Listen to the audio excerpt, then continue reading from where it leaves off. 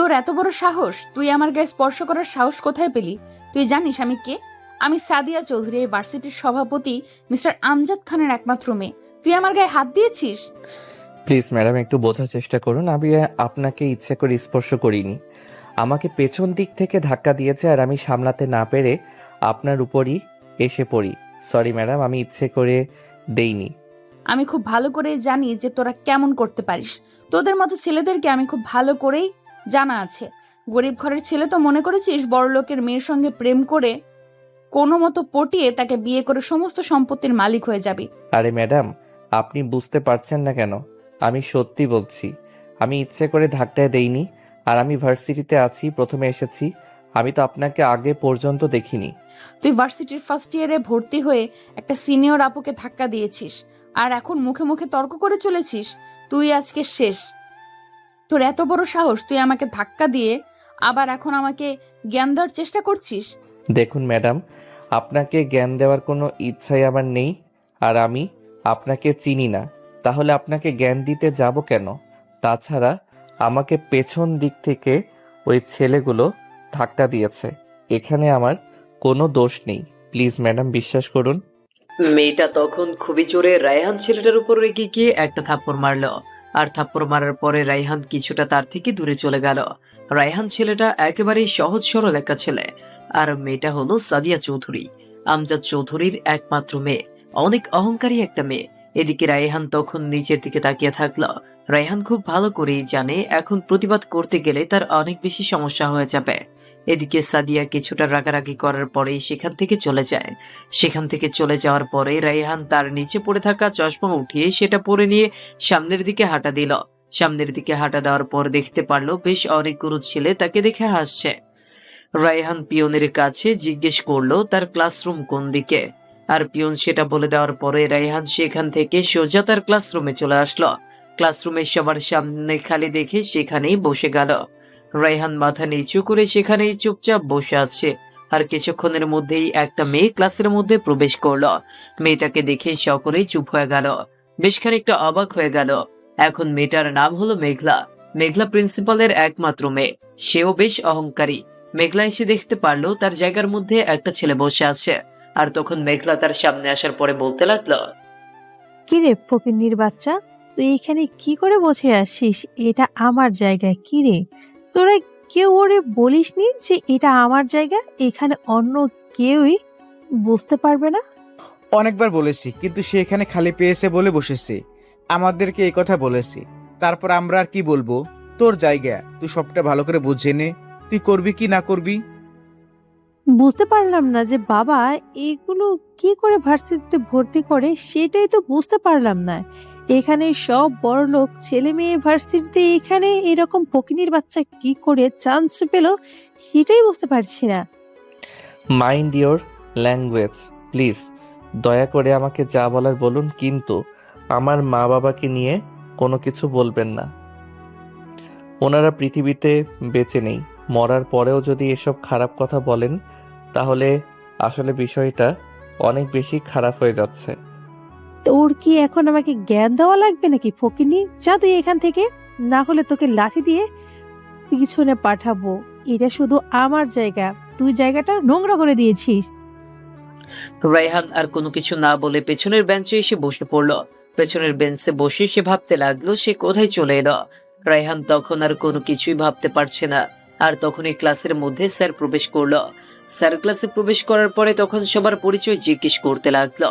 আর যখন রায়হানের বেলায় আসলো তখন রায়হান দাঁড়িয়ে বলতে লাগলো, স্যার, পৃথিবীতে আমার আপন বলতে তেমন কেউ নেই। সম্পর্কে একজন চাচা আছেন যে কিনা আমাকে এই পর্যন্ত মানুষ করেছে ছোট থেকে। ওনার একটা দোকান আছে, আমি পড়াশোনার পাশাপাশি ওই দোকানে গিয়ে বসি। ও আচ্ছা, ঠিক আছে, তুমি বসো। আর তোমার যদি কোনো কিছু লাগে বা তোমার কোনো কিছু সমস্যা হয়, তাহলে অবশ্যই আমাকে জানাবে। আমি যত সম্ভব চেষ্টা করব, বুঝতে পারছো? আর তোমরা সবাই তাকে খুব সহজেই মেনে নেবে। আশা করছি তোমাদের কাছে এই বিষয়ে আর কোনো কথা বলতে হবে না। স্যার তখন রায়হানকে বসতে বলল। রায়হান বসে পড়ার পরে ক্লাসে মনোযোগ দিল। রায়হান তখন ক্লাসে মনোযোগ দিয়েছিল। আর ক্লাসের মধ্যে রায়হানকে নিয়ে বেশ খানিকটা কানাঘষা শুরু হয়ে গেছে। এভাবেই ক্লাসের সময় শেষ হয়ে যাওয়ার পরে সকলে ক্লাস থেকে বের হয়ে গেল। আজকে যেহেতু ফার্স্ট ইয়ারের প্রথম ক্লাস, তাই শুধুমাত্র একটি ক্লাস হওয়ার পরেই ছুটি হয়ে গেছে। কালকে থেকে রেগুলার পুরোপুরি ক্লাস হবে। আর রায়হান তখন সিঁড়ি দিয়ে নামছিল, আর তখন পেছন থেকে মেঘলা এসে ধাক্কা দেয়। আর ধাক্কা দেওয়ার সঙ্গে সঙ্গে রায়হান নিচে পড়ে গেল আর হাতে পায়ে অনেক ব্যথা পায়। আর তখন তাকে দেখতে পারলো মেঘলা। তার বন্ধুরা সকলেই দাঁত বের করে হাসছে। আর তখন মেঘলা তার বান্ধবীকে বলতে লাগলো, দেখছিস ছোট লোকের বাচ্চা কেমন আমার সামনে আসে, আর পরের বার থেকে আমার সামনে এভাবে পড়লে এভাবে ধাক্কা দিয়ে ফেলে উপরে পাঠিয়ে দেব। আজকে শুধুমাত্র ট্রেলার দিয়ে গেলাম। যাই বলেছিস, এরপর থেকে এরকম মনে হয় না আর করবে। তবে ছোট লোকেদের আবার এই একটা সমস্যা, ওদের কখনো শিক্ষা হয় না, ওদের কখনোই লজ্জা শরম কিছুই হবে না। এই কথা বলার পরে মেঘলা আর নীলাউরা দুজনেই হাসতে হাসতে সেখান থেকে চলে যায়। আর রায়হান সেখান থেকে উঠে সরাসরি ভার্সিটি থেকে বেরিয়ে চলে আসলো বস্তিতে।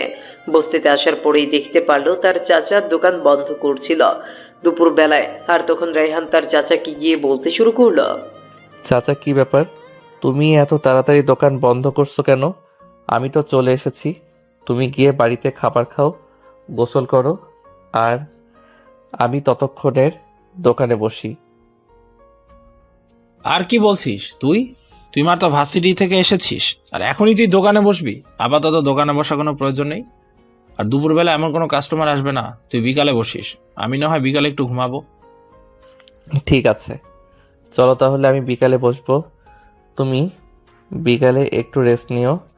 আপাতত চলো, আমারও খিদে পেয়েছে। দুজনে মিলে একসঙ্গে খাবার খাই। এই কথা বলার পর রায়হান এবং তার চাচা দুজন মিলে চলে গেল বস্তিতে। বস্তিতে আসার পরে দুজন মিলে রান্না করে খাওয়া দাওয়া করে নিল। আর খাওয়া দাওয়া করার পর বিকেলবেলা রায়হান এসে দোকান খুলল। দোকান খুলে বিভিন্ন কাস্টমার আসছে আর ওদের সঙ্গে কিছু একটা কথা বলছে আর ওদেরকে যা দিচ্ছে। রায়হান বানিয়ে হঠাৎ করেই একটা গাড়ি দোকানের সামনে এসে থামল। দোকানটা মেন রোডের সাথেই, তার জন্য যে কোনো গাড়ি এসে থামতে পারে আর এই জন্য ভালো বিক্রি হয়। গাড়ি থেকে নেমে আসলো সাদিয়া চৌধুরী। সাদিয়া চৌধুরী রায়হান কি অবস্থায় দেখতে পেয়ে একটু মজা নেওয়ার জন্যই মূলত এগিয়ে এসেছে। আর তখন সাদিয়া সবার সামনে এসে বলতে লাগলো, এই ফকিনের বাচ্চা, তোকে আমি ভালো করে 1 কাপ চা বানিয়ে দে তো। আর শোন, চায়ের কাপ ভালোভাবে ধুয়ে নিবি, কিন্তু গরম পানি না দিয়ে, না হলে কিন্তু তোর মাথায় ঢালবো চা। রায়হান তখন চুপচাপ তার জন্য ভালোভাবে চা বানিয়ে সাদিয়ার সামনে এনে দিল।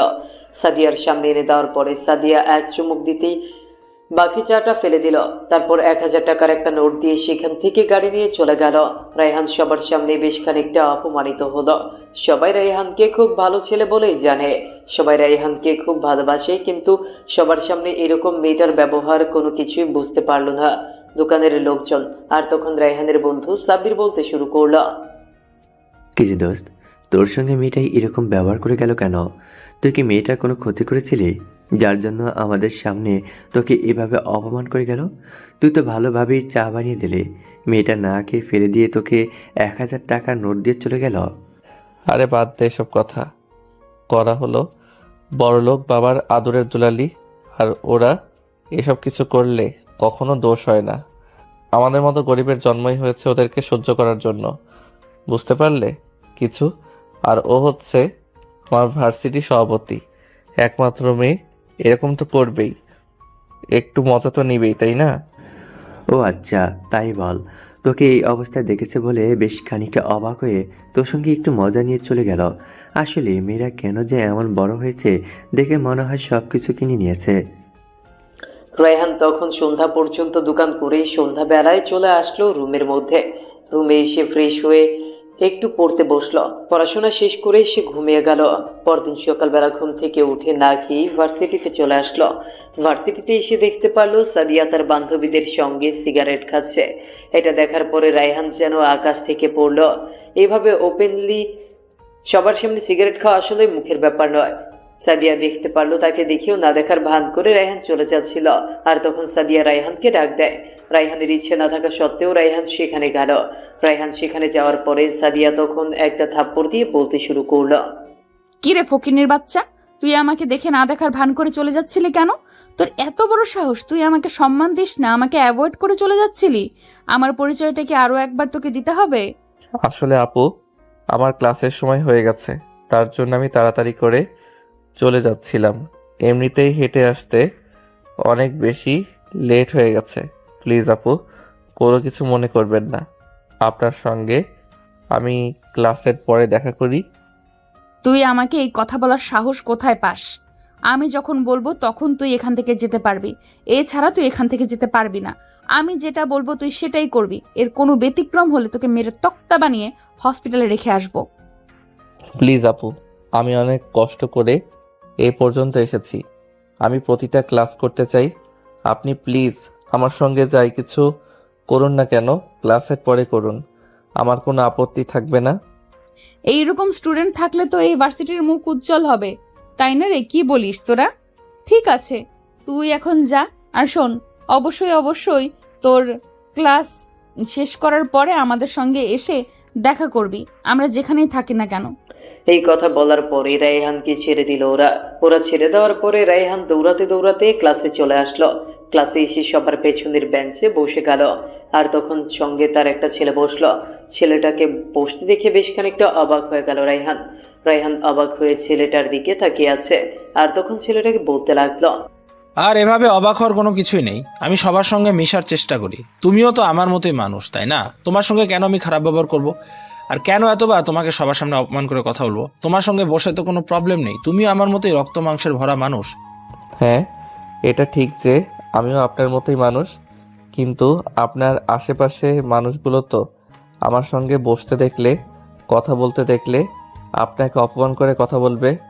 আমি চাই না যে কেউ আমার জন্য সবার সামনে অপমানিত হোক, প্লিজ। আরে তুমি এসব নিয়ে কোনো চিন্তা করো না, এসব কোনো বিষয় না। তুমি মনোযোগ দিয়ে ক্লাস করো। আর হ্যাঁ, আমি তামিম, আমরা তাহলে আজকে থেকে বন্ধু। তুমি আমাকে বন্ধুর মতোই মনে করতে পারো। আর আমাদের মধ্যে তুমি কখনো হবে না, তুই তুই করে বলতে হবে। আচ্ছা ঠিক আছে, এখন থেকে না হলে তুই করে বলবো। তবে আবারও বলছি, আমার জন্য কিন্তু অনেক কথা শুনতে হবে। তখন কি করবে শুনি? যেই যাই বলুক না কেন, আমি এসব কথা কখনো পাত্তাই দিই না, আর কখনো পাত্তা দিব না। বুঝতে পারলে? এবার মনোযোগ দিয়ে ক্লাস কর, স্যার খুব ইম্পর্টেন্ট বিষয় নিয়ে আলোচনা করছে। তারপর দুজনে মিলে কথা বন্ধ করে ক্লাসে মনোযোগ দিল। আর এইভাবেই বেশ অনেকটা সময় পার হয়ে যাওয়ার পরে সবগুলো ক্লাস শেষ করার পরে রায়হান বাইরে চলে আসলো। বাইরে এসে দাঁড়িয়ে আছে। সবাইকে চলে যাওয়ার পরে আস্তে আস্তে সে সিঁড়ি দিয়ে নামছিল। সে দেখছে মেঘলা নীলার সঙ্গে গল্প করতে করতে সিঁড়ি দিয়ে নামছিল। আর ওরা সিঁড়ি দিয়ে নেমে যাওয়ার পরে রায়হান চলে যেতে শুরু করলো। আর সেই সময় পেছন দিক থেকে মেঘলা ডাক দিল। মেঘলা ডাক দেওয়ার পরে তখন রায়হান তার কাছে যায়। তার কাছে যাওয়ার পরে তখন মেঘলা তাকে একটা থাপ্পড় দেয়। থাপ্পড় দেওয়ার পরে তখন বলতে শুরু করলো, শোন, তুই তো গরিব, তাই তোকে একটা কাজ দিচ্ছি, তার জন্য তুই অনেক টাকা পাবি। কাজটা হলে তুই তোর পকেটের রুমাল দিয়ে আমার জুতোগুলো পরিষ্কার করে দিবি, তাহলে আমি তোকে 5,000 টাকা দেব। মেঘলা, তুই কি যে বলছিস না? ও কি 5,000 টাকা কখনো নিজের চোখে দেখেছে? ও তো নিজের চোখে কখনো 5,000 টাকা দেখেইনি। তাহলে তুই 5,000 টাকা দিবি কিভাবে? এগুলো নিয়ে সামলাতে পারবে কিনা? ওকে 500 টাকা ধরিয়ে দিস, তাহলেই হবে। কিরে, তুই 500 টাকা তো দেখেছিস, তাই না? আসলে মেঘলা, আমার পকেটে কখনো রুমাল থাকে না, আমি রুমাল ব্যবহার করি না, আমি পরিষ্কার করতে পারবো না, আর আমার টাকাটাও কোনো প্রয়োজন নেই। আমি আসছি।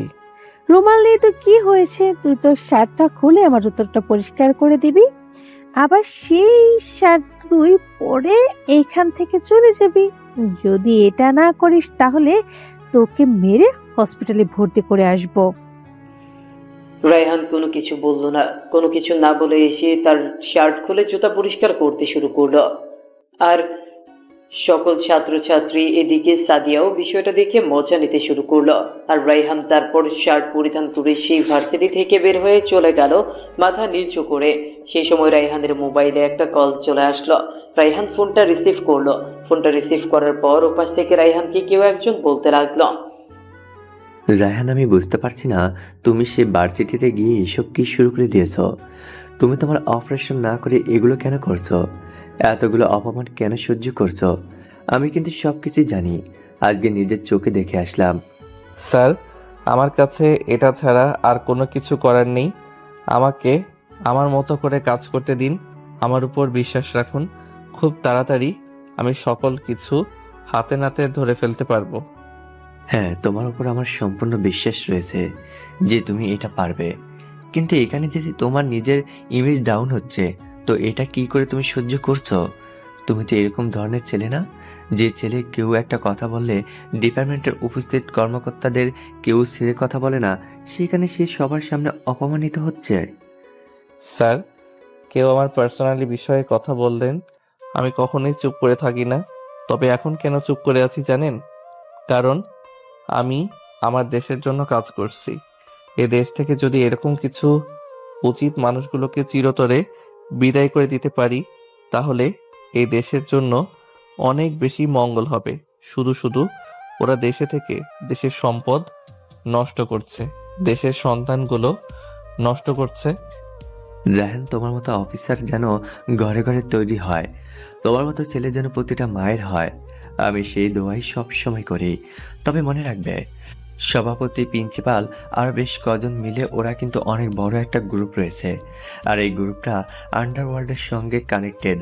তুমি আগে খোঁজ করো যে আন্ডারওয়ার্ল্ডের সঙ্গে মূলত কে যোগাযোগ রাখে। যে কোনো একজন আন্ডারওয়ার্ল্ডের সঙ্গে কানেকশন আছে। জি স্যার, এই গ্রুপে সবাই তো আর আন্ডার ওয়ালের সঙ্গে কানেক্টেড এমনটাই না। তোদের মধ্যে যে কোনো একজন লিডার রয়েছে, যার মাধ্যমে সকল কিছু পরিচালনা করা হয়। তবে স্যার, আজকে রাতে মনে হয় অনেক বড় একটা ডিল হতে চলেছেন ড্রাগসের। ভার্সিটির পরিবেশ তেমন একটা ভালো নয়। নতুন 2টা ট্রাক প্রবেশ করেছে, ভালোভাবে খোঁজ নেওয়া লাগবে। তুমি তোমার টিমকে প্রস্তুত রেখেছ। তুমি তোমার মতো করে অপারেশন চালিয়ে যাও, আর কোনো কিছুর প্রয়োজন হলে আমাকে অবশ্যই জানাবে, আর খুব তাড়াতাড়ি আমাকে ফলাফল জানাবে। আমার বিশ্বাস তুমি সাকসেসফুল হবে সব সময়। স্যার, আপনি শুধু আমার জন্য দোয়া করবেন স্যার। আর অপারেশনের সাথে সাথে মনের মানুষকে হয়তো খুঁজে পেয়েছি। বেশি দিন লাগবে না, ওকে আমার মতো করে তৈরি করে তারপরে আপনার সামনে নিয়ে আসছি। সাদিয়াকে তোমার সঙ্গে খুব ভালোই মানাবে। সভাপতি লোকটা খারাপ হলেও তার মেয়েটার দিকে খুব ভালোই খেয়াল রাখে, আর তাছাড়া তার মেয়েটাও নিষ্পাপ, হয়তো একটু অহংকারী, তবে সেটা তুমি ম্যানেজ করে নিতে পারবে। গুড লাক, আমি সব কিছু জানি। রায়হান তখন কিছুটা লজ্জা পেয়ে কল কেটে দেয়। আর কল কেটে দেওয়ার পরে তখন রায়হান চলে আসলো বস্তিতে। বস্তিতে আসার পরে খাবার খাওয়ার পরে কিছুক্ষণ শুয়ে থাকলো, আর বিকেল বেলা আবারও দোকানে চলে আসলো। দোকানে আসার পরে কাজ করছিল, আর সেই সময় হঠাৎ করে আবারও সাদিয়া চলে আসলো। আর সাদিয়া আসার পরে এবার রায়হান বাকি টাকা ফেরত দেওয়ার জন্য এগিয়ে আসলো। আর এগিয়ে আসার পরে তখন সাদিয়া বলতে শুরু করলো, আমাকে বাকি টাকা ফেরত দিতে হবে না, এটা তোকে আমি ভিক্ষা দিয়েছি। তোর তো এত টাকা রোজগার করার কোনো সামর্থ্য নেই। আমি প্রতিদিন তোর থেকে 1 কাপ চা খাবো, খেয়ে যাব, আর তোকে 1000 টাকা করে দেব। তুই তো মনে হয় 7 দিন বিক্রি করেও 1000 টাকা কামাতে পারিস না। আমি না হয় তোর অনেক বড় একটা কাস্টমার হয়ে গেলাম। প্লিজ ম্যাডাম, আপনি যদি আমার চায়ের যা দাম তাই যদি দিতেন তাহলে আমি আপনাকে চা দিতে পারি। এছাড়া আমি আপনাকে চা দিতে পারবো না। আমি বাড়তি টাকা রাখতে পারবো না প্রতিদিন এভাবে। এত অ্যাটিটিউড কেন তোর? সব সময় এত অ্যাটিটিউড নিয়ে ভাব নিয়ে থাকিস কেন তুই? বাচ্চা ছেলে, তাই বাচ্চার মতোই থাকবি। বড় হওয়ার চেষ্টা করিস না। আমার সামনে বড় হতে গেলে আমার মতো হতে হবে। ম্যাডাম, আমি আপনার জন্য চা নিয়ে আসছি, আপনি বসুন। আমি এ কথা বলে চা নিতে চলে আসলাম, আর চা বানিয়ে ওনার হাতে দিলাম। উনি অর্ধেকটাকে কাপটা ভেঙে ফেললো, তারপর আমাকে 1000 টাকা দিয়ে সেখান থেকে চলে গেল। সাদিয়া তখন সেখান থেকে চলে যাওয়ার পরে রায়হান আবারও দোকানে এসে তার কাজে মনোযোগ দিল। আর এদিকে সন্ধ্যার পরে রায়হান রুমে এসে রেডি হয়ে বাইরে বের হয়ে গেল। আর কিছুক্ষণের মধ্যে একটা গাড়ি এসে তার সামনে দাঁড়ালো। রায়হান গাড়িতে উঠে গেল, আর তখন ভেতরে তার সকল টিম মেম্বার বসে রয়েছে, আর গাড়িটা একজন চালাচ্ছে। আর তখন পেছন থেকে রাব্বি তাকে বলতে শুরু করলো, স্যার, আমার কাছে পুরোপুরি কনফার্ম মেসেজ আছে। সেটা হলো আজকে ভার্সিটিতে অনেক ভালো ড্রাগসের ডিল হতে পারে। আর যদি ডিল হয়ে যায় তাহলে তো ওরা টাকা দিয়ে যাবে। আর কার কাছে দিবে সেটা এখনো জানতে পারেনি, হয়তো প্রিন্সিপালের কাছেই থাকবে। আমরা যেটা ভাবছি সেটা নাও হতে পারে। বুঝতে পেরেছে সবসময় আগে নেগেটিভ চিন্তা করবেন, তারপর পজিটিভ চিন্তা করবেন, কারণ ওরা সোজা মানুষ না, ওরা সবসময় নেগেটিভ দিকটাই বেছে নেবে। গাড়িটা ভার্সিটি থেকে কিছুটা দূরে এসে দাঁড়ালো, আর গাড়িটা দাঁড়ানোর পরে সকলেই নেমে গেল। সকলকে পজিশন বুঝিয়ে দেওয়ার পরে রাইহান তখন গেট দিয়ে প্রবেশ না করে দেয়াল টপকে ভার্সিটিতে প্রবেশ করলো। ভার্সিটিতে প্রবেশ করার পরে দেখতে পারলো ট্রাকের সামনে একটা মেয়ে দাঁড়িয়ে আছে, কিন্তু মেয়েটাকে ভালোভাবে দেখা যাচ্ছিল না। আর তখন ভালোভাবে দেখে অবাক হয়ে গেল, কারণ এটা আর কেউ না, এটা হলো মেঘলা। মেঘলাকে এই অবস্থায় দেখে রায়হান কিছুটা অবাক হয়ে যায়, কারণ মেঘলাকে এই অবস্থায় দেখবে কখনোই আশা করেনি। তার মানে মেঘলার সঙ্গে কোনো না কোনো কানেকশন তো আছেই। মেঘলা তাহলে এটার মধ্যে জড়িত। মেঘলা তখন ছেলেগুলোর কাছ থেকে ড্রাগস নিয়ে এসে নিজে ড্রাগস নিয়ে নিল, আর এটা দেখার পরে অবাক হয়ে গেল রায়হান, কারণ একটা মেয়ে কি করে ছেলেদের মতো করে ড্রাগস নিতে পারে। অবাক করা ঘটনা, আবার খুব ভালোভাবে কথা বলছিল, একটু নেশাগ্রস্ত হয়নি। এমন মেয়ে রায়হান এবার প্রথম দেখছে, যেখানে একটা ছেলে থাকতে পারে না, সেখানে খুব ভালোভাবেই সে দাঁড়িয়ে কথা বলছে, আর কথাগুলো ছিল এমন। শোন, এই টাক নিয়ে সোজা বাবার গোডাউনে গিয়ে রেখে দিবি। এই ভার্সিটি এগুলো মালামাল রাখাটা ঠিক হবে না। শুনেছি কোনো এক অফিসারকে দায়িত্ব দেওয়া হয়েছে আমাদের ব্যাপারে খোঁজ খবর নেওয়ার জন্য, কিন্তু সেই অফিসারের ব্যাপারে এখন পর্যন্ত জানা হয়নি। ম্যাডাম, পরে যদি ওই অফিসার গোপনে খোঁজ নিয়ে আমাদের সকল মালামাল সহ ধরিয়ে দেয়, তাহলে কিন্তু সর্বনাশ হয়ে যাবে। আপনি কিন্তু সকলকে জেলে ভাত খেতে হবে। তারপর বলছি, ওই অফিসারকে খুঁজে বের করুন, আগে মারুন, তারপর পরে চালান নিয়ে আসবো। সেটা না হয় আমি দেখব। আমি এই বিষয় নিয়ে বাবার সঙ্গে আলোচনা করব। তোকে এখন টাক নিয়ে সোজা বাবার গোডাউনে গিয়ে রেখে দিবি। আর যদি কেউ এখানে বাঁচাতে আসে তাহলে সোজা উপরে পাঠিয়ে দিবি। এই কথা বলার পরে তখন ছেলেগুলো ট্রাক নিয়ে সেখান থেকে চলে যায়। দারোয়ান গেট খুলে দেওয়ার পরে ট্রাক সেখান থেকে চলে যায় প্রিন্সিপালের অন্য একটা গোডাউনে, যেখানে মেঘলা যেতে বলেছে। এদিকে তখন মেঘলা স্টোর রুমের দিকে এগিয়ে যায়, আর স্টোর রুমে তালা লাগিয়ে সেখান থেকে চলে যেতে শুরু করলো। মেঘলা তার গাড়িতে করে ভার্সিটি থেকে বেরিয়ে সোজা তার বাসায় চলে গেল, আর এদিকে সেও মেঘলাকে পেছন করতে করতে তার বাসার সামনে চলে আসলো, এবং তার সবকিছুই দেখার জন্য একটা ড্রোন পাঠিয়েছিল তার বাসার ভেতর। পুরো বাসার মধ্যে লোকজনে ভর্তি, মনে হচ্ছে কোনো একটা মাফিয়ার শহরে প্রবেশ করেছে। চারদিকে লোকজন দাঁড়িয়ে আছে বন্দুক নিয়ে, তার মানে প্রিন্সিপালকে এত সহজে উঠিয়ে আনা অসম্ভব ব্যাপার। আর প্রিন্সিপাল যেহেতু এই সিকিউরিটি আছে, তাহলে সভাপতির কেমন সিকিউরিটি হতে পারে সেটা খুব ভালো করে রায়হান আন্দাজ করতে পেরেছে। এদিকে তখন মেঘলা গিয়ে তার বাবার সঙ্গে আলোচনা করতে শুরু করলো। মেঘলা তার বাবাকে বলতে লাগলো, বাবা, মালগুলো তোমার গোডাউনের মধ্যে পৌঁছে দেওয়া হয়েছে, তবে নতুন অফিসারের ব্যাপারটা কি জানতে পেরেছো? বলো। প্রথম অফিসার কে যে কোনোভাবেই হোক দেখাতে হবে, আর যদি পারো তাহলে আমাদের দলেও আনতে পারো। নতুন অফিসারকে? কি তার পরিচয়? আমি তো এখন পর্যন্ত কিছুই জানতে পারলাম না। ওরা এখন পর্যন্ত ছবিটা পর্যন্ত দেখতে পারেনি। ছেলেটা কেমন, কি তার পরিচয়, কেউ আমাকে কোনো তথ্য দিতে পারছে না। কি বলছো তুমি? তোমাদের এত লোক থাকা সত্ত্বেও তুমি ওই একটা শুধুমাত্র অফিসারের ব্যাপারে জানতে পারলে না কেন? এটা হাউ দিস পসিবল? যেটা আমার সঙ্গে কখনোই হয়নি সেটাই এখন হতে চলেছে। আমি কোনো কিছুই বুঝতে পারছি না। আর অফিসারটা অনেক ধরনের, আর ওর ব্যাপারে আমি যতটুকু শুনেছি, সেই যতগুলো অপারেশনে গিয়েছে কাউকে এখন পর্যন্ত বাঁচিয়ে রাখেনি, এমনকি তাদের লাশটা পর্যন্ত খুঁজে পায়নি পুলিশও। ও একজন ভয়ঙ্কর রকমের অফিসার, সবাই ডিপার্টমেন্টে তাকে অনেক বেশি সম্মান করে। আমি একটা আইডিয়া দিচ্ছি, সেটা হলো পুলিশের কমিশনারের ভালোভাবে জিজ্ঞাসাবাদ করতে থাকো। পুলিশ কমিশনার নিশ্চয় জানে এই ব্যাপারে। তাহলে হলে যদি উনি এমনিতেই বলতে চায় তাহলে যে বলবে, আর যদি না বলতে চায় তাহলে কিভাবে বের করতে হয় সেটা তুমি খুব ভালো করেই জানো। হ্যাঁ, আমি ঠিক চাইলে এটা করতে পারি, কিন্তু এটা করা সম্ভব না। এটা করতে গেলে অনেক বেশি প্রবলেম হয়ে যাবে, সেটা তুই এখন বুঝবি না। তুই এখন যা। এগুলো শোনার পরে রায়হান অবাক হয়ে যায়। একজন বাবা কি করে তার মেয়েকে এসব কথা বলতে পারে? তার মেয়েকে খারাপ লাইনে সঙ্গ দিতে পারে। এটা আসলে প্রিন্সিপালকে ছাড়া অন্য কেউ করতে পারতো না হয়তো। আর তখনই প্রিন্সিপালের একটা ফোন আসলো। ফোনটা সভাপতি মনে হয় করেছে। আর তখন প্রিন্সিপাল সভাপতিকে বলতে লাগলো, আরে মেঘলা, যদি আমার নিচের মেয়ে হতো তাহলে কি আমি কখনোই এইসব কিছু করাতে পারতাম? কখনোই করাতে পারতাম না। ও তো আমার বন্ধুর মেয়ে, তাই আমার জন্য শুধুমাত্র সে হলো কাঠের পুতুল। যতদিন আমি না চাইবো ততদিন নাচবে, আর যখন নাচতে পারবে না তখন মেরে ফেলবো। তোমাকে ধন্যবাদ দিতেই হয়। সেটা হলো অন্য একটা মেয়েকে দিয়ে তুমি সকল কিছু নিয়ন্ত্রণ করেছো, কিন্তু এটা কিন্তু ঠিক হচ্ছে না। সে কিন্তু তোমাকে বাবার মতোই শ্রদ্ধা করে। অন্তত পক্ষে এটাও তো ভাবতে পারতে।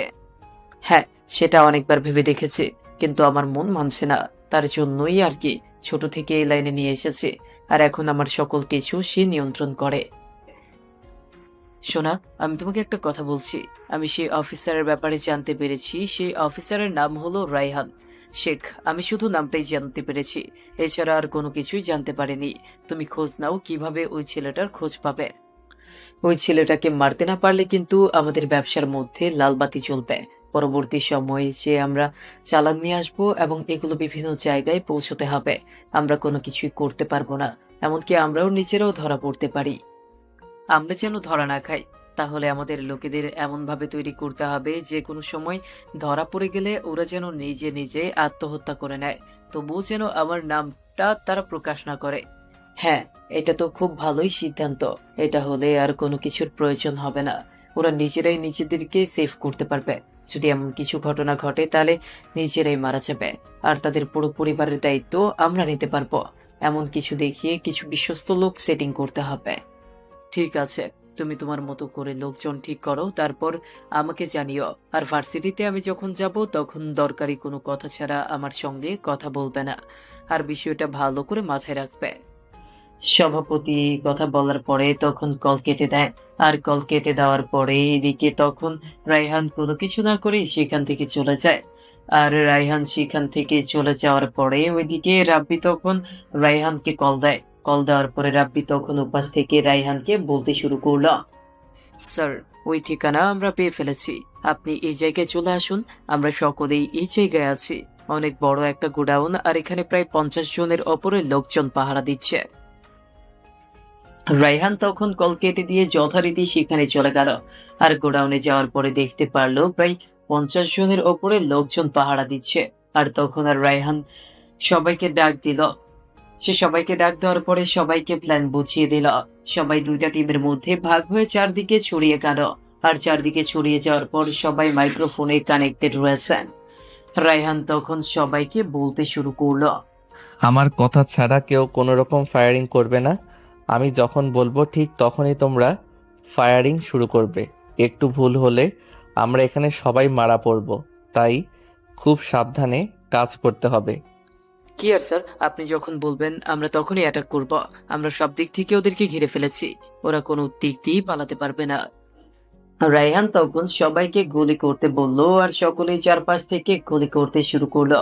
আর এইভাবেই অনেক গোলাগুলি হওয়ার পরে প্রায় সকলেই তারা মারা গেল। আর এদিকে রায়হান তার টিম সহ গোডাউনের ভেতরে ঢোকার পরে অবাক হয়ে গেল। পুরো মাদকের গোডাউন রয়েছে এখানে, আর সবকিছু সেখানে আগুন লাগিয়ে দিল। আর এটা দেখার পরে বাকি সদস্যরা অবাক হয়ে গেল, কারণ এগুলো তো সরকারি ভাবে বাজেয়াপ্ত করার জিনিস।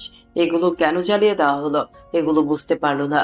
এদিকে তখন রায়হান কমিশনারকে বলতে শুরু করলো, স্যার, সকল মালামাল আমি বাজেয়াপ্ত করে এগুলোর মধ্যে আগুন জ্বালিয়ে দিয়েছি। শুধু শুধু সরকারের গোডাউনে এগুলো জমা করে কী লাভ? এগুলো তো আবার পরবর্তী সময়ে ওরা ছাড়িয়ে নিয়ে যেতে পারে তাদের ক্ষমতা অনুযায়ী। তার জন্য সবকিছু ওরা আগুনে পুড়ে ছাই হয়ে যাক, এটাই ভালো হবে। আমি জানি তুমি এটাই করবে। ঠিক আছে, যদি কখনো নিউজ হয় তাহলে বলবে নিউজটা এরকম হবে যে অসতর্কতার কারণে আগুন লেগে পুরো গোডাউন সহ লোকজন মারা গেছে। স্যার, এটাই করব। আপনাকে জানিয়ে রাখলাম স্যার, বাকি অপারেশনে কি করব সেটা আপনাকে পরে জানিয়ে দেওয়া হবে। আল্লাহ হাফেজ। রায়হান তখন বাসায় চলে আসলো। বাসায় আসার পরে রায়হান খাওয়া দাওয়া করে সেদিনের মতো করে ঘুমিয়ে গেল। পরদিন সকালবেলা টিভি অন করতেই দেখতে পারলো রিপোর্টাররা এরকম নিউজ করছে, আর সভাপতি এবং প্রিন্সিপালের দফা ঠান্ডা হয়ে গেছে। কারণ ওদের যে কতটা লেগেছে সেটা একমাত্র ওরাই বুঝতে পারছে। তখন প্রিন্সিপাল সভাপতিকে কল করলো। কল করার পরে তখন প্রিন্সিপাল সভাপতিকে বলতে শুরু করলো, এত বছর ধরে ব্যবসা করি, এখন পর্যন্ত এরকম কোনো ঘটনা ঘটলো না। আর কালকে রাতে আগুন লেগে লোকজন সহ সবকিছু মারা গেল, প্রায় 2 কোটি টাকার সম্পদ নষ্ট হয়ে গেছে। আমিও তো সেটাই বুঝতে পারছি না, আগুন কি করে রাখতে পারবো। ওরা তো এত বছর ধরে কাজ করে থাকে আমার সঙ্গে, এতদিন কখনো ভুল হয় নাই, আর এখন তাদের এই ভুল হয়ে গেল। আর কেউ এই গোডাউন থেকে বের হতে পারলো না, এটাই অবাক করা ঘটনা। আমার মনে হচ্ছে যে কেউ হয়তো ব্যাগের মধ্যে তালা দিয়ে দিয়েছিল, তার মধ্যেই আর কি কেউ বের হতে পারেনি। বুঝতে পারছি না কে এত আমার সর্বনাশ করলো। ওই অফিসার তো এরকম করার কথা না, কারণ অফিসাররা তো লোকজন অ্যারেস্ট করে নিয়ে যাবে, আমার যতটুকু ধারণা। এভাবে কিছুক্ষণ কথা বলার পর তখন এদিকে আবার রাইহান রেডি হয়ে চলে আসলো ভার্সিটিতে। ভার্সিটিতে আসার পরে উনি ভার্সিটিতে মেঘলা তার বান্ধবীদেরকে নিয়ে চুপচাপ বসে রয়েছে, আর ওদের মধ্যে হয়তো কোনো কথাবার্তা বলছে। আর এদিকে রাইহান তখন ভার্সিটিতে প্রবেশ করার পরে এক পাশে দেখতে পারলো সাদিয়া খুব হাসি খুশি ভাবে তার বান্ধবীদের সঙ্গে কথা বলছিল, আর এদিকে রাইহান তখন এক পাশে দাঁড়িয়ে সাদিয়ার দিকে তাকিয়েছিল। আর এটা সাদিয়া খুব ভালো করেই দেখতে পারলো। সাদিয়া তখন দেখে রাইহানকে ডাক দেয়, আর ডাক দেওয়ার পরে তখন রাইহান সাদিয়ার কাছে চলে গেল। আর সাদিয়ার কাছে যাওয়ার পরে তখন সাদিয়া রাইহানকে বলতে শুরু করলো, কিরে, তুই এখানে বসে আমার দিকে তাকিয়েছিলি, মনে হচ্ছে তুই কি সত্যি আমাকে দেখছিলি নাকি অন্য কিছু করছিলি? সত্যি করে বলতো, মিথ্যা কথা বলবি না। মিথ্যা কথা বলা আমি একদম পছন্দ করি না। আপু আপনি এগুলো কেন বলছেন? আমি তো আমার মতো করে বসেছিলাম। আপনি যেদিকে বসে আছেন আমি সত্যিই খেয়াল করিনি। আমি কেন আপনাকে দেখতে যাব? তার মানে তুই কি বোঝাতে চাইছিস? আমি কি তাহলে সুন্দর না? আমাকে কেউ তাকিয়ে থাকবে না? তুই এটা মনে করছিস? তুই মানে আমাকে অবহেলা করছিস? এগুলো কিন্তু আমি একদম পছন্দ করি না। আরে আপু, আপনি শুধু শুধু রিয়েক্ট করছেন। আমি আপনাকে কেন এগুলো বলতে যাব? আপনি মনে হয় আমার কথাটা বুঝতে পারেননি। আমার ক্লাসের দেরি আছে এখনো প্রায় 10 মিনিট, তার জন্যই আর কি বসেছিলাম। ও আচ্ছা, ঠিক আছে। আর শোন, মেঘলার সঙ্গে কোনো ঝামেলা করিস না। ও যদি কোনো ঝামেলা করতে আসে তাহলে ওর থেকে প্রায় 100 হাত দূরে থাকবি, বুঝতে পারলি? আর কোনো সমস্যা হলে অবশ্যই আমাকে জানাবি। এই কথা বলার পরে তখন রায়হান চলে গেল তার ক্লাসে। আর ক্লাসে যাওয়ার পরে এদিকে তখন সাদিয়া তার বন্ধুদের সঙ্গে কথা বলতে শুরু করলো। আর এইভাবেই বেশ অনেকটা সময় পার হয়ে গেল। চারদিকে নবীন বরণ অনুষ্ঠানের জন্য ভার্সিটিতে আয়োজন করা হয়েছে। কালকে নবীন বরণ অনুষ্ঠান হয়ে যাবে, এটাই ক্লাসে আলোচনা করা হচ্ছে। আর এখানে সিনিয়র কয়েকটা মেয়ে ডান্স করবে। এটা শোনার পরে রায়হানের তেমন কোনো মাথা ব্যথা নেই। আর যখনই নামগুলো প্রকাশ করলো সবার সামনে তখন রায়হান কিছুটা অবাক হয়ে থাকে, কারণ সাদিয়া আবার নৃত্য পারে এটা আবার বিশ্বাস করতে হবে। তারপর ক্লাসের সময় শেষ হয়ে যাওয়ার পরে সবাই সবার মতো করে চলে গেল। এদিকে পরের দিন সকালবেলা সকলেই ভার্সিটিতে খুব তাড়াতাড়ি করে চলে আসলো নৃত্য করার জন্য। সাদিয়া তার বান্ধবীদেরকে নিয়ে রেডি হচ্ছে, আর সাদিয়াকে দেখার পরে রায়হান কোনোভাবেই চোখ ফেরাতে পারছে না। এত সুন্দর চেহারার মাঝে লাল শাড়ি পরে তাকে সবচেয়ে বেশি সুন্দর দেখাচ্ছে। লাল শাড়ির সঙ্গে সবকিছু ম্যাচিং করে পড়েছে। আর তখনই সাদিয়া তার কাছে ডাকতে শুরু করলো রায়হানকে। রায়হান তখন বলতে শুরু করলো, আপু, আপনাকে আসলেই অনেক বেশি সুন্দর দেখাচ্ছে। তবে চুলে যদি লাল গোলাপ গুজে দিতেন তাহলে আরো বেশি সুন্দর দেখাতো। সাদিয়া রায়হানের মুখ থেকে এরকম কথা শুনে বেশ খানিকটা রায়হানের দিকে তাকিয়েছিল, আর কিছুটা রেগে গিয়ে রায়হানকে একটা থাপ্পড় মারলো। সাদিয়া একটা থাপ্পড় মারার পরে রাগী কণ্ঠে বলতে শুরু করলো, তোকে কি আমি বলেছি আমার সৌন্দর্যের বর্ণনা করতে? তোকে আমি দেখেছি আমার কাজ করার জন্য, আমাকে দেখিয়ে দেওয়ার জন্য। তোকে আমি এখানে ডেকে আনিনি, বুঝতে পেরেছিস ফকিন্নি? আসলে আপু, আমি বুঝতে পারিনি। আমি আসলে ওরকম করে বলতে চাইনি। আপনি হয়তো আমাকে ভুল বুঝছেন। আমি আসলে সত্যি এরকম করে বলতে চাইনি। ওই দোকানদার থেকে আমার জন্য একটা কোল্ড ড্রিঙ্ক নিয়ে আয়, আমার খুবই গরম লাগছে। ওই দোকানে গিয়ে বলবি সাদিয়া চৌধুরী নামে একটা কোল্ড ড্রিঙ্ক দেওয়ার জন্য, তাহলেই দিয়ে দিবে। রায়হানকে কথা বলার পরে তখন রায়হান আর কোনো কথা না বলে ওই দোকানে চলে আসলো। আর সাদিয়ার জন্য একটা কোল্ড ড্রিঙ্কস নেওয়ার পরে সাদিয়ার হাতে দিল। আর সাদিয়া সেটা শেষ করে স্টেজে উঠলো। স্টেজে উঠে খুবই সুন্দর করে পারফর্ম করলো, যদিও নাচটা অনেক বেশি ভালো হয়েছে। কিন্তু রায়হানের কাছে এটা পছন্দ হয়নি, কারণ সে শুধু চায় তার প্রিয় মানুষটাকে সে শুধু একাই দেখবে, আর অন্য কেউ দেখবে না। অনেকে তাকিয়ে তাকিয়ে সিটি মারছিল, আর অনেকে বাজি ইঙ্গিত করছিল সাদিয়ার নাচ দেখে। তবে সুন্দর করে ডান্স করেছে, স্যারেরাও তার খুব প্রশংসা করেছে সাদিয়া নামের বলে। তখন একে একে সকলেই তাদের পারফরমেন্স করতে শুরু করলো। আর এভাবেই নবীন বরণের অনুষ্ঠান শেষ হতে হতে প্রায় বিকেল হয়ে গেল। বিকেল বেলা তখন রায়হান ভার্সিটি থেকে বের হওয়ার পরেই দেখতে পারলো আরো একটা ট্রাক ভার্সিটিতে প্রবেশ করলো। আর ভার্সিটিতে প্রবেশ করার পরে এদিকে লোকজন ট্রাকের ভেতর থেকে মালামাল নামাতে শুরু করলো। আর যারা মালামাল নামাচ্ছে তারা কেউ ভার্সিটির কোনো মানুষ নয়, তারা ট্রাকের সঙ্গে এসেছে। এটা সত্যি সন্দেহজনক। রায়হান ভার্সিটির গেটে দাঁড়িয়ে সকল কিছু দেখছিল। আরো অনেক ছাত্রছাত্রী মাঠে বসে আড্ডা দিচ্ছিল, কিন্তু তাদের এটা দেখে মনে হয়নি এখানে কোনো একটা অপকর্ম হচ্ছে। আর তখনই তামিম আসলো। তামিম আসার পরে জিজ্ঞেস করতে লাগলো, আরে তুই তো এর আগেও ফার্স্ট ইয়ারই ছিলে তাই না? এবছর ফেল করে আমাদের সঙ্গে ছিলে। আচ্ছা বলো তো, এই ট্রাকগুলো কিসের? প্রতি দুদিন পর পর ট্রাক কেন আসে? আর এগুলো কি মাল? নাম আছে কখনো জিজ্ঞেস করনি? আরে তুমি এগুলো সম্পর্কে জানতে চাচ্ছ? এগুলো আসলে তেমন কোনো বিষয় না। এগুলো হলো স্যারের দেওয়া খাওয়া দাওয়া। করেন স্যার, স্যারদের খাওয়া দাওয়ার জন্য তো বিভিন্ন জিনিসপত্র প্রয়োজন হয়। আর এগুলো জিনিসগুলো ওই স্টোর রুমে রাখা হয়। বুঝতেই তো পারছো, এত বড় ভার্সিটি, এত স্যার মেনে আমরা রয়েছেন, আর সকলেই খাবার খায়, তাদের জন্য জিনিসপত্রগুলো এভাবে ট্রাকে করে আনা হয়। ও আচ্ছা, আমি তো ভেবেছিলাম কিনা কি। আচ্ছা চলো বাসায় যাওয়া যাক। ও আচ্ছা সরি, আসলে তোকে তো তুই করে বলার মনে ছিল না আমার। আসলে সবাইকে তুমি করে বলতে বলতে অভ্যাস হয়ে গেছে তো, তাই এখন তুই করে কোনো শব্দ আসে না। আরে না, কোনো সমস্যা নেই। আমি না হয় তোকে তুই করে বলবো, আর আমার সঙ্গে থাকতে থাকতে তুই আমাকেও তুই করে বলতে পারবি। রায়হান তখন তার বস্তিতে চলে আসলো। আর বস্তিতে আসার পরে তখন সে বিকেল বেলা দোকানে বসে আছে। দোকানে বসে থাকার পরে এদিকে তখনই আবার সাদিয়া গাড়ি নিয়ে থামলো। সাদিয়া গাড়ি নিয়ে থামার পরে তখন এদিকে সাব্বির তখন রায়হানের সঙ্গে বসে আড্ডা দিচ্ছিল। আর তখন সাব্বির এগিয়ে যায়। আর এগিয়ে যাওয়ার পরে তখন বলতে লাগলো, ম্যাডাম, আপনি কোনো কিছুর প্রয়োজন? এখানে দাঁড়িয়ে আছেন, আপনার কোনো কিছু লাগলে আমাকে বলতে পারেন। এই ফকিন্নির বাচ্চা, তোকে আমি জিজ্ঞেস করেছি আমার কোনো কিছু লাগবে কিনা? ওই ফকিন্নির বাচ্চাকে এখানে আসতে বল তাড়াতাড়ি করে। ওর সঙ্গে আমার দরকার আছে, তোর সঙ্গে আমার কোনো প্রয়োজন নেই। সাব্বির তখন কোনো কিছু না বলে চলে আসলো।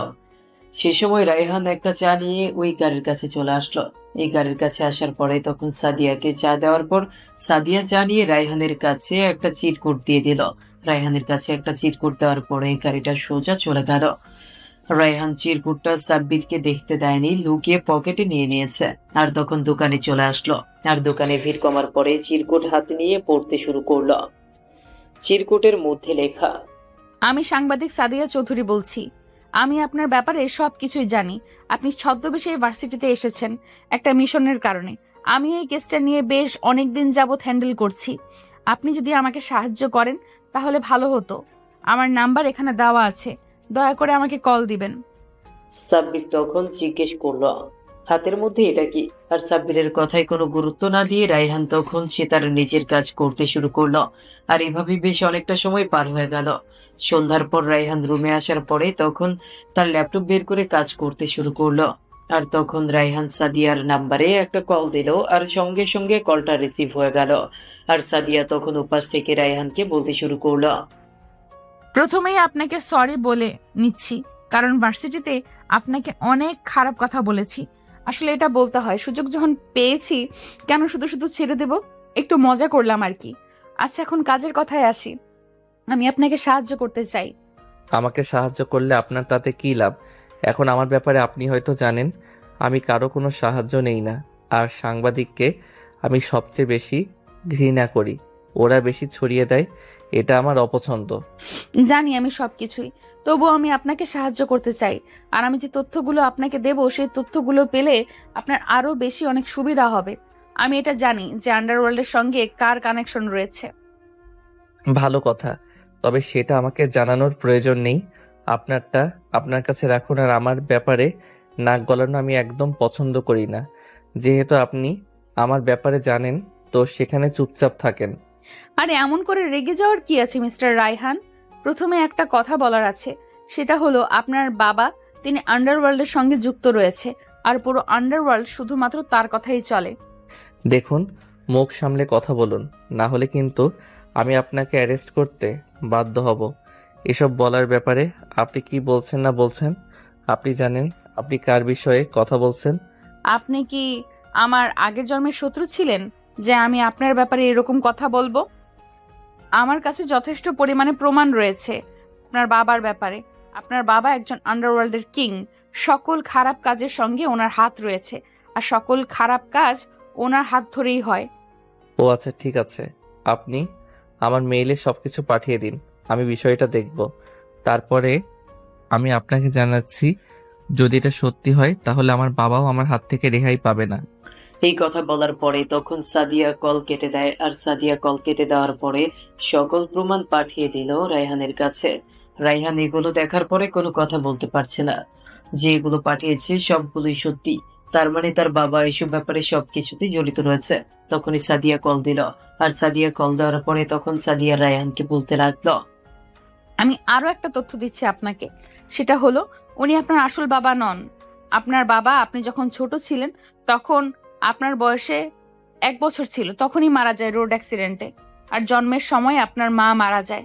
আপনার বাবা মারা যাওয়ার পর সমস্ত সম্পত্তির মালিক হয়ে যায় আপনার এই বাবার অফিসের ম্যানেজার, বর্তমান খলিল চৌধুরী।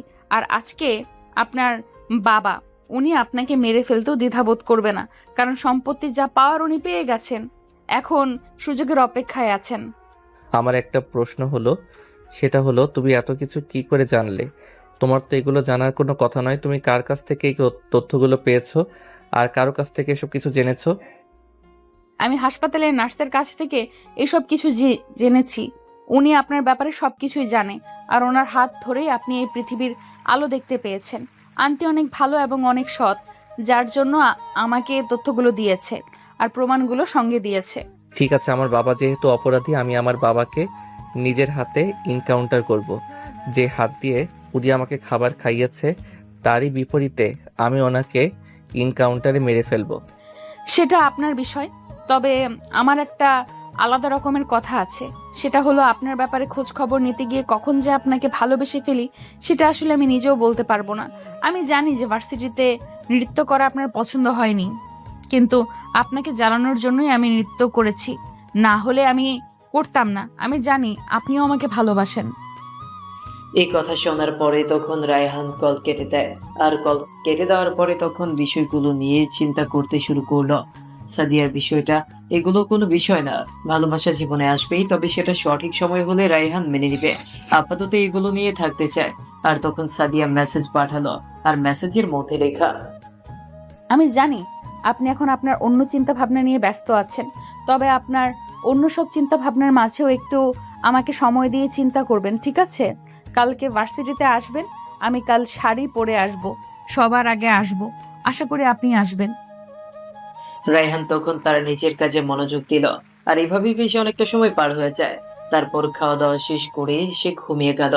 পরদিন সকালবেলা ঘুম থেকে উঠে যথারীতি ভার্সিটি যাওয়ার জন্য রেডি হচ্ছে, আর তখন চাচা পেছন থেকে দেখে তাকে বলতে শুরু করলো, আর কদিন পরেই তো তোর কাজ শেষ হয়ে যাবে, তখন তো তুই চলেই যাবি। আর কখনো আমাকে মনে রাখবি কিনা সেটা তো জানি না, আপাতত আমার সঙ্গে খেয়ে যা। আর চাচা, এটা যে কি বলেন, আপনাকে আমি রাতের ঘটনাটা খুলে বললাম না? মানুষ এতটা নিকৃষ্ট কিভাবে হতে পারে? আমার বাবা মারা যাওয়ার সঙ্গে এই খলিল সাহেবের কোনো না কোনো হাত রয়েছে। যাকে বাবা বলে জেনে এসেছি সে আমার আসল বাবা নয়। এখন ঘটনা হচ্ছে, আমার ওই বাবাকে আসলেই অ্যাক্সিডেন্ট হয়েছিল নাকি সেই অ্যাক্সিডেন্ট করিয়েছিল। সেটা তুই খোঁজ খবর নিয়ে দেখ। আর সাদিয়া মেয়েটা কিন্তু অনেক ভালো, দেখতে শুনতে মাশাল্লাহ, তোর সঙ্গে খুব ভালোই মানাবে। মেয়েটাকে কষ্ট দিস না। মেয়েটার বাবা খারাপ হতে পারে, কিন্তু মেয়েটা তোমার খারাপ না, মেয়েটা খুব ভালো। রায়হান কিছুটা মুচকি হাসি দিয়ে সেখান থেকে চলে যায়। আর রায়হান চলে যাওয়ার পরে ভার্সিটিতে খুব তাড়াতাড়ি পৌঁছে গেল। ভার্সিটিতে তেমন কোনো ছেলে মেয়ে এখনো আসেনি, আর দেখতে পারলো কারো শাড়ি পরে গাছের নিচে বসে আছে মানুষটা। আর তখনই রায়হানকে দেখে সাদিয়া এগিয়ে আসলো, আর এগিয়ে আসার পরে তখন সাদিয়া তখন ফাজলামো করে বলতে শুরু করলো, যদিও আমি তোমার থেকে 1 বছরের সিনিয়র, তবে তোমাকে ধাক্কা দিয়ে বেশ অনেক মজা পেয়েছি, আর ইচ্ছে করছিল আরো কয়েকটা দিন থাপ্পড় দিয়ে তারপরে সত্যি কথাটা সামনে আনি। কিন্তু সত্যি কথাটা যে তোমাকে বলতেই হলো, তোমার ভালোর জন্য, যেহেতু আমি এই কেসটা হ্যান্ডেল করছি। সুযোগ পেয়ে মানুষকে এভাবে অপমান আর এভাবে মারতে পারে, সত্যি অবাক হয়ে গিয়েছিলাম আমি তো ভেবেছিলাম তোমার মতো অহংকারী মেয়ে এই শহরে আর একটাও নেই। সুযোগ পেয়ে কি কেউ কাউকে ছেড়ে দেয়? আচ্ছা, আমি যে কালকে বলেছিলাম সেটা তো উত্তরটা আজকে পেলাম না। যদি উত্তরটা না পাই কিন্তু তাহলে কিন্তু আবারও শুরু করব। এবার কোনো কিছু করতে আসলে সোজা ছেলের ভিতরে ঢুকিয়ে দিব। আর সেখানে তোমার মতো অনেক পাগলি রয়েছে, আর ওদের সঙ্গে মারামারি করো, কোনো সমস্যা হবে না। এটার মানে কি? আমি যেটা শুনতে চাই সেটা ভালো করে বলে দিলেই তো হয়ে যায়। এত কাহিনী করার কি প্রয়োজন? এই নাও, এই পেন ড্রাইভের মধ্যে তোমার সকল তথ্য পেয়ে যাবে। আর মেঘলা তোমার বাবার সঙ্গে কানেকশন রয়েছে। তোমার বাবা মেঘলাকে যা বলে, আর মেঘলা সভাপতি আর প্রিন্সিপালের সাহায্যে সকল কাজ করে থাকে। রায়হান তখন কোনো কথা না বলে সাদিয়ার হাত ধরলো, আর সাদিয়ার হাত ধরাতে সাদিয়া কিছুটা অবাক হয়ে তাকিয়ে রইল। আর তখন রায়হান খানের কাছে গিয়ে বলল, সব কথা মুখে বলতে হয় না, কিছু কথা মন দিয়ে বুঝে নিতে হয়। আর এতদিন তুমি আমাকে মেরেছো, বিয়ের পরে আমি তোমাকে মেরে খাল উঠিয়ে ফেলবো। তাহলে তো তোমাকে বিয়ে করা যাবে না। তোমাকে বিয়ে করার মানে নিজের পায়ে নিজে আঘাত করা। আমি আমার রাস্তায়, তুমি তোমার রাস্তায়। না হয় সারা জীবন প্রেম করে যাব, তাহলে তো আর মারতে পারবে না। এসব কথা বাদ দাও, চলো তোমার সঙ্গে একটু পার্কে যাই, আর অন্য বিষয়ে কথা বলতে হবে। আমার মনে হচ্ছে আমার বর্তমান যে বাবা, নকল বাবা, উনি আমার আসল বাবাকে খুন করেছে। এটা তুমি খুঁজে বের করে নাও। আমি এর সম্পর্কে বলতে পারবো না। আমি যতটুকু জানতে পেরেছি ঠিক ততটুকুই তোমাকে তথ্য দিয়েছি। আমি একদিন তোমাকে মার্কেটে দেখেছিলাম, আর মার্কেটে দেখার পরে তোমাকে সত্যিই ভালো লেগে গেছিল। তারপর তোমার ব্যাপারে খোঁজ খবর নিতে থাকি। নেমে তো আমি সাংবাদিকতার কারণে এই কাজটা হ্যান্ডেল করছিলাম। আর সেই সব বাদে জানতে পারি যে তুমি ওই মিশনে রয়েছো। গোপন সংবাদ জানতে পেরেছি। তারপর তোমার ব্যাপারে সবকিছু খোঁজ খবর নিয়ে জানতে পারি এই সবকিছু। রায়হান তখন সাদিয়াকে নিয়ে পার্কের মধ্যে চলে যায়। আর পার্কে দুজন মিলে হাঁটাহাঁটি করার পরে তখন বলতে লাগলো, আজকে একটা মিশন রয়েছে, আর এই মিশনের মধ্যে প্রিন্সিপাল আর সভাপতিকে মেনে দেওয়া হবে। আর সেটাই সাহায্য লাগবে সাদিয়ার। সাদিয়া যদি সাহায্য করে তাহলে বিষয়টা আরো বেশি সহজ হয়ে যাবে। আমি তোমাকে একটা কথা বলতে চাই, সেটা হলো উনি হাজার হোক, উনি আমার বাবা। প্লিজ তুমি ওনাকে অ্যারেস্ট করে নিয়ে যাও, কিন্তু এনকাউন্টারে মেরে দিও না প্লিজ। কারণ আমি এটা সহ্য করতে পারবো না। যদি আমার বাবা খারাপ লোক, আমি জানি। দেখো, তুমি আমাকে ভালোবেসে বলে দিয়েছো, কিন্তু আমি আইনের কাছে সবসময় ঋণগ্রস্ত। আইন আমাকে যেটা করতে বলবে আমি সেটাই করব। আর ইনকাউন্টার কেউ ইচ্ছে করে না, পরিস্থিতি তখন বলে দেয় কি করতে লাগবে। সাদিয়ার সঙ্গে বেশ অনেক বিষয় নিয়ে কথা বলে রায়হানের বেশ কিছুটা হালকা লাগছে। আর এদিকে তখন মেঘলা দেখতে পারলো সাদিয়ার সঙ্গে রায়হান বসে গল্প করছিল। মেঘলা তো বেশ অনেক রেগে গেছে এটা দেখে। আর এদিকে রায়হান এসে তার নিচের কাজ করতে শুরু করলো। রাতের বেলা রায়হান তার টিমের সাথে নিয়ে ভার্সিটিতে প্রবেশ করলো। ভার্সিটিতে প্রবেশ করার পর সে স্টোররুমে গেল। স্টোররুমে গিয়ে দেখতে পারলো সকল মালামাল সাজানো রয়েছে। আর সে সময় রাব্বি তাকে বলতে শুরু করলো, স্যার, প্রিন্সিপাল আশার সভাপতি অফিসে বসে ড্রিঙ্কস করছে, সঙ্গে নীলাও রয়েছে। তাদেরকে এনজয় করার জন্য যা যা দেওয়া প্রয়োজন সবকিছুই তারা করছে। ওদেরকে একটা কেউ বাঁচিয়ে রাখবো না, সব কয়টাকে মেরে ফেলবো। আজকে ওদের মতো শিক্ষকের বেঁচে থাকার কোনো অধিকার নেই।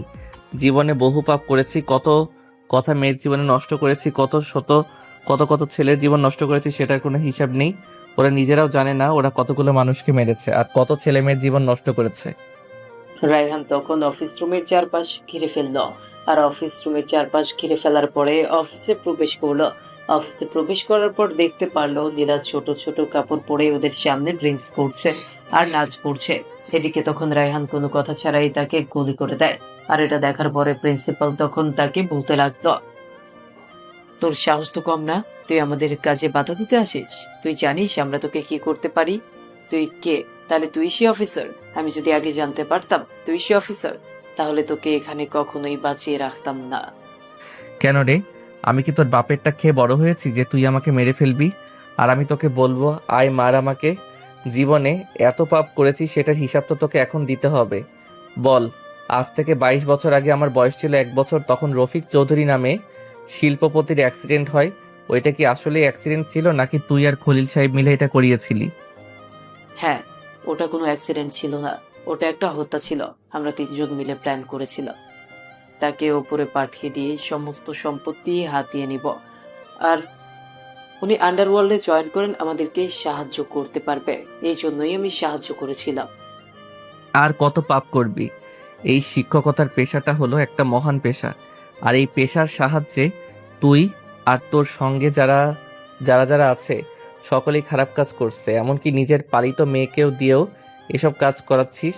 মনের মধ্যে একটু পরিমাণ ঘৃণা জন্মায় না? আমাদের কাছে টাকাটাই মুখ্য, আমাদের কাছে এসব মায়া মমতা ভালোবাসা এসব করে কোনো দাম নেই। টাকার লোভে পড়ে এসব কিছু করে ফেলেছি, আমি আমার নিজের ভুল বুঝতে পেরেছি, প্লিজ আমাকে ক্ষমা করে দে। আমার কাছে ক্ষমা চেয়ে কোনো লাভ হবে না। একবার চিন্তা করে দেখ, এই নীলার মতো মেয়ে তোর ঘরে রয়েছে আর তুই এই ছোট্ট একটা মেয়ের এসব কিছু করছিস। একবার চিন্তা করেছিস তোর ঘরেও তো মেয়ে আছে? সভাপতি তখন কোনো কথা ছাড়া মাথা নিচু করে ফেললো, আর তখন রায়হানের পায়ে ধরে কান্না করে দিল, তার নিজের ভুল বুঝতে পেরেছে। রায়হান তখন সভাপতিকে একটা থাপ্পড় মারলো, আর থাপ্পড় মারার পরে বলতে লাগলো, সাদিয়া অত্যন্ত ভালো একটা মেয়ে, এটা তুই আমার থেকে অনেক ভালো জানিস। দাদি আর মুখের দিক থেকে না তাকিয়ে এসব কিছু ছেড়ে দিতেও তো পারতি, কিন্তু না, তুই এসব কিছু করিসনি। প্লিজ রায়হান, তুই আমাকে ক্ষমা করে দে, আমরা দুজনে এই টাকার লোভে পড়ে এইসব কিছু করে ফেলেছি, আমাদেরকে মারিস না প্লিজ, আমাদেরকে আরো একটাবার সুযোগ দে, আমরা নিজেরা ভালো হয়ে যাব। তোদেরকে ভালো হওয়ার চান্স আমি আর দিতে পারবো না। তোদের টিকিট কাটা হয়ে গেছে উপরে যাওয়ার, ওদেরকে মাফ করলে এই লোকজন আমাদেরকে ক্ষমা করবে না। কি করে পারলি এইসব কিছু করতে? তোর মনের মধ্যে একটু ভয় লাগলো না? আমি তো ভাবছি মানুষ এতটা নিকৃষ্ট কি করে হতে পারে। ছি, নিজের ঘরে এমন একটা মেয়ে থাকতে অন্য একটা মেয়েকে দিয়ে ফুর্তি করতে তোর একটুও লজ্জা লাগছে না? টাকার লোভ মানুষকে অনেক দূর পর্যন্ত নিয়ে যায়, আর এই লোকে বলে তোরা এত এত নিকৃষ্ট কাজ করেছিস যেটা এখন তোদের খারাপ লাগছে, কিন্তু এখন খারাপ লাগলে কোনো লাভ হবে না। তখন ওদেরকে অ্যারেস্ট করে নিয়ে যায়। ওদেরকে অ্যারেস্ট করে নিয়ে যাওয়ার পরে গোডাউনের সকল মালামাল নিয়ে ভার্সিটির মধ্যে পুড়িয়ে দেয়। তারপর সেখান থেকে চলে যায়, আর সেখান থেকে চলে যায় সোজা খলিলের কাছে। খলিল তখন মোবাইলে কথা বলছিল, আর তখন খলিল রায়হানকে দেখে বলতে লাগলো, আরে বাবা, তুই এসেছিস? কতদিন ধরে বাসার বাইরে আছিস? তোকে ফোন করেছিলাম আমি, কিন্তু তোর মোবাইলটা বন্ধ বলছিল। এত ব্যস্ত তুই আমার থেকেও? হ্যাঁ, তুমি তো এত ব্যস্ত থাকবেই, কারণ তুমি তো পুরো সম্পত্তি একাই সামলাচ্ছ। এটা দেখার মতো কেউই নেই। আমি আমার মতো করে আছি, পুরো সম্পত্তি একাই ভোগ করে একাই সবকিছু করছো, ব্যস্ত থাকারই কথা। তুই কি বলছিস? আমি তো কোনো কিছু বুঝতে পারছি না। কোনো ছেলে তার বাবার সঙ্গে এরকম কথা বলে? তোর কি মাথা ঠিক আছে নাকি কিছু খেয়ে এসেছিস? আমি কোনো কিছু খেয়ে আসবো এটা তুমি ভাবলে কি করে? তুমি বাবা হয়ে যদি আমাকে এরকম প্রশ্ন করতে পারো, তাহলে তোমার বুকে গুলি করতে আমার কোনো দ্বিধাবোধ লাগবে না। তুই কি পাগল হয়ে গেলি? তুই এখন তোর বাবাকে গুলি করে দিবি কেন? আমি কি করেছি? তোকে 2 হাত দিয়ে তোকে মানুষ করেছি শুধুমাত্র আজকে এই দিনটা দেখার জন্য। আমি সবকিছু জেনে ফেলেছি। একটা কথা মনে রাখবে, সত্য কখনো চাপা রাখতে পারে না কেউ। সত্য সবসময় সবার সামনে বেরিয়ে আসে, আর যখন বেরিয়ে আসে তখন আর কোনো কিছু করার থাকে না। আসলে আমি সম্পত্তির লোভে তোর বাবাকে হত্যা করেছিলাম। তুই আমাকে ক্ষমা করে দে। তবে আমি তো তোকে ছোটবেলা থেকে যত্ন করে মানুষ করেছি। তুই আমাকে মারিস না বাবা। তুমি একজন আন্ডারওয়ার্ল্ডের মাফিয়া কিং। তুমি সকল কিছু নিয়ন্ত্রণ করে থাকো তোমার হাত ধরে। সকল খারাপ কাজ তোমার হাত ধরে হয়। এই শহরে তোমাকে ইনকাউন্টার করে মেরে ফেলবো, কিছুই করার নেই। আমার হাতে ক্ষমতা আছে, আর তুমি যদি ভালো লোক হতে তোমাকে আমি মাথায় করে রাখতাম। এই কথা বলার পরে তখন রায়হান খলিলের বুকে কয়েকটা গুলি করলো, আর সঙ্গে সঙ্গে কাটা মুরগির মতো ছটফট করতে করতে সেখানেই মারা গেল খলিল। আর তার বিরুদ্ধে সকল প্রমাণ জোগাড় করে এগুলো কমিশনারের কাছে সাবমিট করলো, আর কমিশনার তখন তাকে কল দেয়, আর কল দেওয়ার পরে বলতে লাগলো, তুমি ওনাকে না মারলেও পারতে। হাজার হোক উনি তোমাকে বলে পেটে করে মানুষ করেছেন। যদিও মানুষটা খারাপ ছিল, যা অন্য ছিল, কিন্তু তবু সম্পত্তির জন্য হোক, যাই কিছু হোক, তোমাকে মানুষ করেছে তো। স্যার, আমার পুরো পরিবারকে হত্যা করে ফেলেছে, আর এখন এগুলোর নীতি কথা নিয়ে ভাবলে কি আর হবে? অন্ততপক্ষে আপনার কাছ থেকে আমি এটাই শিখেছি, আইনের কাছে সবাই সমান। কোনো পিতামাতা ভাই বোন কোনো কিছুই আপন নয়। গুড লাক মাই সান। ঠিক আছে, তোমাকে পুরো 1 মাসের ছুটি দিয়ে দিলাম। তুমি পুরো 1 মাস ছুটি পেলে আর বৌমাকে নিয়ে বাসায় এসো, তোমার আন্টি আসতে বলেছে। রায়হান তখন সাদিয়ার বাসার সামনে আসে বাইকে করে। সাদিয়ার বাসার সামনে আসার পরে সাদিয়াকে ফোন করে নিচে নামতে বলল, আর সাদিয়া শাড়ি পরে নিচে নামলো। নিচে নামার পরে সাদিয়া তখন রায়হানকে দেখে শক্ত করে জড়িয়ে ধরলো। তার পেছনে সাদিয়ার আম্মু দাঁড়িয়ে আছে। সাদিয়ার আম্মু তখন এগিয়ে আসলো, আর এগিয়ে আসার পরে তখন সাদিয়াকে আর রায়হানকে বলতে লাগলো, দোয়া করি তোমরা সারা জীবন সুখে থাকো। তবে রায়হান, তোমাকে নিয়ে আমার সত্যিই গর্ব হচ্ছে। তোমার মতো মানুষ আমার মেয়ের জীবনে এসেছে, এটা সত্যিই ভাগ্যক্রমে হয়তো। দোয়া করি বাবা, 1000 বছর বেঁচে থাকো। আসলে ছোটবেলা থেকে মায়ের আদর পাইনি, ছোটবেলা থেকে রাগ ঘৃণা এগুলোর প্রতি কেমন যেন আসক্ত হয়ে গিয়েছিলাম, কিন্তু সাদিয়া আসার পরে আবার যেন নতুন করে সবকিছু শিখেছি। আজকে থেকে আপনি আমার মা। তারপরে রায়হানের বিয়ে ধুমধাম করে হয়ে গেল। সকল বন্ধু বান্ধব সকলেই ধুমধাম করে বিয়ের আয়োজন করেছে। আর রায়হান এখন দাঁড়িয়ে আছে বাসর ঘরের সামনে। সাব্বির, রাব্বি, তার টিমের সকলেই এখানে আছে। আর রাব্বি তখন বলতে লাগলো, স্যার, ম্যাডাম আপনার জন্য অপেক্ষা করছে, সেটা আমরা খুব ভালো করেই জানি। আপনি আমাদেরকে কিছু একটা দিয়ে দিন, আমরা এখান থেকে চলে যাই। আপনি বড় ভাই মানুষ, তাই কোনো কিছু বললাম না। এই নাও 2000 টাকা, আর এখান থেকে সোজা চলে যাও। এমনিতেও আমার উপর দিয়ে অনেক ধকল গিয়েছে এই কয়দিন, বুড়ো শরীর ব্যথা হয়ে আছে, তাই গিয়ে ঘুমাবো। টাটা। সাব্বির, তুইও যা ভাই। এত সহজে চলে যাবে? আমাকে একাই 2000 টাকা দিতে হবে, কারণ আমি নিজের হাতে তৈরি করার জন্য বাসরঘর সাজিয়েছি, যার জন্য দিতে হবে আমাকে। আচ্ছা যা, এই নিয়ে যা। এখানে পুরো 5000 টাকা আছে, এটা সবাই মিলে ভাগ করে নিয়ে যা, ঠিক আছে? এবার আমাকে ভিতরে যেতে দে, আর কোনো ডিস্টার্ব করবি না তোরা। রায়হান তখন ভেতরে প্রবেশ করলো। তার ভেতরে প্রবেশ করার পরে দেখতে পারলো মানুষটি ঘুমটা দিয়ে বিছানার মধ্যে বসে আছে। আর তখন এগিয়ে যায়, আর এগিয়ে যাওয়ার পরে সাদিয়া এসে তখন রায়হানকে সালাম করলো। আর সালাম করার পরে তখন রায়হান বুকে জড়িয়ে নিল। তার বুকে জড়িয়ে নেওয়ার পরে তখন রায়হান সাদিয়াকে বলতে লাগলো, আমার জীবনে আপন বলতে তেমন কেউ নেই, তুমি ছাড়া। তুমি ছাড়া আমি সত্যি অসহায়। কখনো আমাকে ছেড়ে চলে যেও না। তোমাকে সত্যি বলছি, অনেক বেশি, ভীষণ ভালোবাসি, নিজের থেকে অনেক বেশি ভালোবাসি তোমাকে। তা আপনার অহংকারী বউকে যে একটু বেশি আদর করতে হবে। তারপর আবার আমি আপনার থেকে সিনিয়র, আপনি আমার থেকে জুনিয়র, সবসময় আমার কথা মতো চলতে হবে। বুঝতে পেরেছেন? ঠিক আছে, এখন থেকে না হয় আপনার কথা মতো চলবো। তা আমার সিনিয়র অহংকারী বউয়ের কি কি গুণ আছে সেটাও তো আমার দেখতে হবে, তাই না? এখনো পর্যন্ত তো কোনো কিছুই দেখতে পারলাম না। তাই নাকি? তা আমার জুনিয়র বরটা মনে হয় অনেক বেশি বড় হয়ে গেছে। উনি এখন সব কিছুই দেখতে যাচ্ছে। এত সহজে তো আর সব কিছু দেখতে পাবেন না। দেখার জন্য সব কিছু নিজে নিজে আদায় করে নিতে হয়। কিন্তু আপনি তো আমাকে কোনো সুযোগই দিচ্ছেন না আদায় করার জন্য। আমি কি করে আদায় করে নিতে পারবো? তাছাড়া আমি এখনো পিছিয়ে। আমি কি আর এত কিছু জানি? আপনি তো আমার থেকে সিনিয়র, আপনি আমাকে শিখিয়ে দিন। আমার এই পৃথিবীর অনেক কিছুই আমি এই পৃথিবীর অনেক কিছুই শিখে গেছি এতদিনে। আর একটা কথা, সেটা হলো আমি আপনার সন্তানের খুব তাড়াতাড়ি মা হতে চাই। আপনার তো মা নেই, তাই আপনার জন্য একটা মা আনতে চাই। কিন্তু আপনি তো আমাকে কোনো সুযোগই দিচ্ছেন না আদায় করার জন্য। আমি কি করে আদায় করে নিতে পারবো? তাছাড়া আমি এখনো পিছিয়ে। আমি কি আর এত কিছু জানি? আপনি তো আমার থেকে সিনিয়র, আপনি আমাকে শিখিয়ে দিন। সেই মিশনের জন্য তো অনেক কষ্ট করতে হবে, কিন্তু সেটার তো অনেক দেরি হয়ে যাচ্ছে। তাড়াতাড়ি শুরু করতে হবে, ছেলে মেয়েকে তো স্কুলে পাঠাতে হবে, তাই না? আমার এই পৃথিবীর অনেক কিছুই শিখে গেছি এতদিনে। আর একটা কথা, সেটা হলো আমি আপনার সন্তানের খুব তাড়াতাড়ি মা হতে চাই। আপনার তো মা নেই, তাই আপনার জন্য একটা মা আনতে চাই।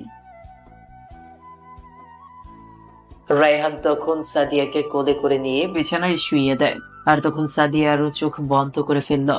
আর তখন রায়হান সাদিয়ার ঠোঁট জোড়া দখল করে নিল।